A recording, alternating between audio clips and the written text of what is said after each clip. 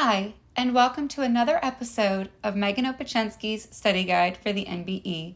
For this episode, I am going to briefly go over the conference's National Board Exam Official Study Guide, Volume 12.3's section on cremation, so you can get their definitions on their cremation terms and what potentially they're looking for, because I have heard some nightmare stories, just like my experience with accounting, where cremation predominantly took over somebody's experience. So I want to make sure we go ahead and cover the conferences. It's not a very long list. All right. Aerial scattering, my personal favorite. Find this freaking cool. When cremated remains are cast from a private plane.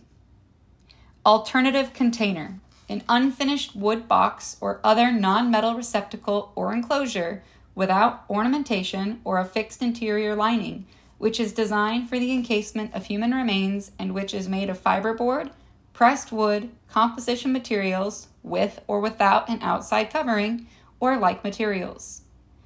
Authorizing agent. Now that's a guaranteed term to know, okay? The person or persons with the paramount right to authorize. Examples given: spouse, next of kin, etc. Casting or scattering. The releasing of cremated remains into the wind. So pretty, right? All right, columbarium. A structure, room, or space in a mausoleum or other building containing niches or recesses used to hold cremated remains. Notice how the conference only calls them cremated remains? You see why I get so upset in other episodes when I see cremains? You bet if you're learning from me and I'm tutoring you, do not use cremains, please. I beg of you. Like, nobody will take you seriously. And once you start hearing it yourself, and you have that and you retrain yourself, because I know that I was guilty because that's how I heard it first. Once you start hearing it after you've retrained yourself, it's going to drive you crazy too. So just anyway. All right. Commingling. Getting back on track. Sorry. Commingling. Disposing of cremated remains in a manner or location that combines the cremated remains with the cremated remains of another individual. Corrugated container. A container used to hold the deceased, which is constructed out of a type of cardboard, which is made with a series of alternate folds and ridges. Now that is, okay.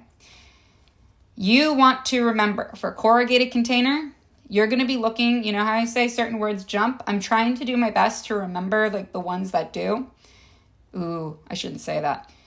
I'm trying to help the ones that will jump out at you. All right, corrugated container, I can tell you right now, you need to remember alternate folds and ridges, nothing else, okay? It helps, but correlate those two. Make it easy for yourself. I'm all about that. All right, that's the only thing that will apply to, so it is safe to say you will be golden, okay? I like to make it easy, All right, it doesn't need to be too hard. It already is a nightmare. 4,000 freaking questions and a lottery. Ugh. Let me go vomit. Anyway, all right. Cremated remains. Their definition is the definition you need to know. Do not think, do not know, okay? You are going to regurgitate this as it is. Do not add, do not detract, do not, no, okay? And you'll see what I mean. Again, I told you, you'll laugh at some of the tricks. This one will make you giggle, I promise you. Anyway, cremated remains. All remains of the cremated human body recovered after the completion of the cremation process, including pulverization. Not before, okay? All right? Including pulverization. Because as you know, there is a there is a regulation on how large pieces can be when you give them to the family. So you put them through that I'm morbid, ever so awesome pulverizing machine. You go and you make them into a finer sand so they're not as morbid and disturbing. At least that's how I was taught in my cremation course. That was why they did it. They wanted people to not see bone, see teeth. I personally found that to be the coolest process, one of them. If you have, I'm going to finish that at the end. Never mind. Put a pin. All right. Cremation casket. An environmentally safe casket which is designed for encasing dead human remains for cremation. Cremator. The total mechanical unit for the cremation process. It says CANA definition. Okay. Now the next definition, there's a little marking. The other definition, a retort designed specifically for the incineration of human remains. I guess that's the NFDA definition. And then last but not least, there's the burning chamber in a crematory. That is the original ABFSE definition. Unfortunately, I think they expect you to remember those three, not just one. I'm sorry. But it's pretty, honestly, like, we'll get to that at the end. I'm going to shut up. Stop. Direct cremation. Disposition of human remains by cremation, without formal viewing, visitation, or ceremony with the body present. With the body present, right? All right. Kind of hard to do a direct cremation with it, whatever. Anyway. Due diligence. The attention reasonably expected from and ordinarily exercised by a person who seeks to satisfy a legal requirement or to discharge an obligation. Inurnment. The act of placing cremated remains in an urn is the CANA definition. The other definition given, the act of placing cremated remains in a niche or grave. Now that's the one that I personally think you need to know best. Obviously, act of placing remains in an urn, but in my personal experience, you're going to want to remember... you will remember both. If you've gone to school for this, like to me, in my opinion, if you've gone to school, that would be common sense. But if you see like that as a choice, the placement of cremated remains into an urn and not act of placing cremated remains in a niche or grave, because they try to trick you, and I could totally see them doing both. You're probably going to want to do the second as opposed to the first. I don't know. They have questions they throw out because they're bonkers. So totally wouldn't shock me if they did that. But if you see the first and no others make sense, then there you go. But I think you would see act of placing cremated remains in a niche or grave. From my personal experience, won't say anything else. Memorial service. That's my personal experience with studying a lot for comps and practice NBEs, and yeah, like that to me is the correct definition, just to expand so people don't think anything of that. I didn't mean it like that. All right. Memorial service. Funeral rites without the body present. All right. This is important, which I think is common sense a little, but not so common. You never know. Opacity. The degree to which light is reduced when viewed through a smoke plume. All right, visible emissions. EPA identifies opacity testing methods. State opacity limits vary. You know how you drive by a crematorium that's active and you're not supposed to see that? In fact, right across the street, story time here for just a second, they put in a ton of beautiful luxury apartments right next to a high-volume funeral home and crematorium. I kid you not, there are balcony apartments, and these aren't cheap. They're beautiful. And if you live third floor, fourth floor, fifth, and sixth, you see the retort. You see the crematory. It's right there. Like, the fence ain't going to help you. And they complain, but that funeral home has been there since, like, the beginning of Myrtle Beach becoming more residential, It's been there for a very, very, very long time. It's not going anywhere. But somebody tried to get on them for their opacity level, and it all passed. You drive by, you wouldn't really know they're running that sucker all day, pretty much. So, anyway, opacity. All right. Basically think opacity of smoke, how well can you see through it? Okay? Ossuary. A receptacle for communal placement of cremated remains. Now that will likely be very important for you to know. Pouch. This is also very important. I would be shocked if it's not, okay? A leak-resistant zippered bag designed to contain a dead human body and body fluids, and is mainly used for the removal of dead human remains from the place of death. Processing and pulverization. So we're going back to what I was talking about earlier about that. The reduction of identifiable bone fragments after the completion of the cremation by manual, that's my favorite, or mechanical means, and reducing them to granulated particles. Trying not to be too morbid. Obviously, I'm not going to lie, I'm kind of morbid because I found that exciting when I did it. I thought it was so cool. Anyway, raking. Pouring cremated human remains onto the ground and working them into the soil or garden. Kind of beautiful, right? In fact, certain cemeteries, like we have one here called Hillcrest, and there's actually a raking garden, and they let the family or loved one who wants to do it come and do that. It's like a little ceremony. It's very sweet. They do a lot for them. Retort. It says, see cremator. We're going to just jump since it's so easy to jump up there. All right, so retort, cremator, the total mechanical unit for the cremation process. That's the CANA definition. Retort, designed specifically for the incineration of human remains. NFDA definition. And then also burning chamber in a crematory. That is the original ABFSE definition. All right, we've got scattering, which says see casting. All right, casting, scattering, releasing cremated remains into the wind. How romantic. You like that? All right, almost done. Temporary container. Receptacle for cremated remains, usually made of cardboard, plastic, or similar materials, designed to hold the cremated remains until an urn or other permanent container is acquired or other disposition is made. Third-party crematory. Crematory operated by an entity other than the funeral home or funeral provider who contracted with the family of the deceased. Now, not all funeral homes have crematories. In case you don't know that. So I've actually worked at one that contracted with a high value crematorium. That's all they did. And it's not uncommon. I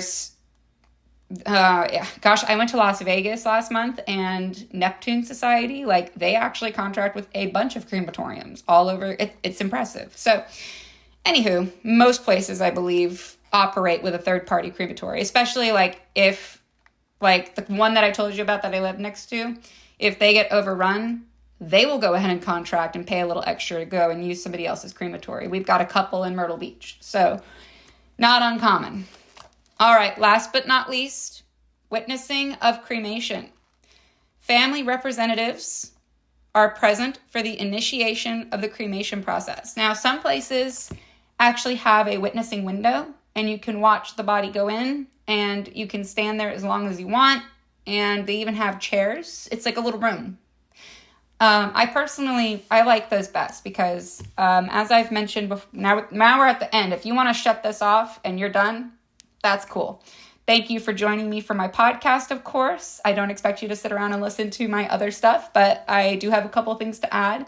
Before story time on anything, I want to recommend if your school, if you're still in school, about to finish, if they offer cremation courses where you can get certified, I highly recommend jumping on that. Gupton Jones did it for free. I got it for free there. Then also each state offers a crematorium, you can go and sign up for your crematorium operator license and you take a class. It's a one-day thing. It's only a few hours. Every state has it as far as I know. I decided to fly up to Connecticut and take mine, even though I could have taken it in South Carolina. It's the same everywhere. It's national. You get a national certificate, right? But I wanted to be with my family, so I did that. I have to say, if you're going to practice in this industry, it will only benefit you. It's a valid certification, and it's incredibly informative. I've already said Mike Nicodemus is a phenomenal teacher. He is so over the top with making sure you understand everything. He is so informative, goes everything in great detail, and also doesn't keep you there all day. Respects your time. So if you can do it, it's not terribly expensive. Some funeral homes actually will pay for you, like even if you're an apprentice, that they'll pay for you to go because it's just another certification. And especially if they have a crematorium, heck yeah, get you certified for something else you can do. My other story time, as I have said before, my father committed suicide in, I believe, 2016. And I am a big fan of witnessing of cremation. His mother, my step-grandmother, his widow, my mother, and my two stepsisters. One was 16. Sorry, she had turned 16. One was 16 and the other was 9. And the 16-year-old, my mother, and my grandmother did not handle his death well. It was classic. I could go through my grief book and tell you, oh my gosh, this is this, highlight most of it, and it applied to one of the 3 of them. And I'm not saying that in a bad way. It's just, I find it kind of, being in this industry, I find it kind of fascinating to see what's in my textbooks, what I've learned, play out like that, you know? That's what I mean. So, anywho, I really didn't like that funeral home. I found them to be repulsive. Their attitude was disgusting. I will not name them because it is a small town, and I do have Connecticut listeners because I can see where y'all are from. I don't know who you are, but I see like regions, and I saw one in Connecticut and it made my heart skip. So I'm not going to tell you what funeral home or what town that is. And anyway, so they did offer witnessing, but they didn't have like a set room yet. They might now, but I got involved, and I said, I pulled the woman aside and said, respectfully, I really would like for at least my grandmother and my mother to be able to watch him be placed in and it start. I said, it is commonly known, and you should know this from you're a graduate, you passed the NBE, you're licensed, you've been doing this how long? You should know this. It is a well-known coping mechanism to accept the finality of that death. My grandmother kept thinking that he wasn't, like during the funeral, she kept thinking he wasn't dead. Oh my gosh, his eye, you know, the typical stuff, like it's normal. This is very normal for those grieving loved ones. My mom and my grandmother both swore they saw his eyes move, swore they saw him breathing. It's common. You know, you're going to see that as a funeral professional. You're going to experience that. And I told this professional, I said, ma'am, if you do not let them see that, you do not understand the amount of therapy that they are going to need just to accept that he was dead before they cremated him. I said, you do not understand the severity here. They aren't going to tell you this, but they've told me. They believe that they are making a mistake and they're going to cremate a living person. Now, my father had an autopsy. That I tried my best to kindly explain that he didn't have his brain in there anymore, and I wasn't getting too graphic with how autopsies work, but I was like, Mom, it's not like you think. And they kept referencing the situations where people wake up and I'm like, he had an autopsy like a couple days ago, guys. I love you. So anyway, they listened to me, and begrudgingly, the superior, like the owner of the firm, he was cool, really nice man.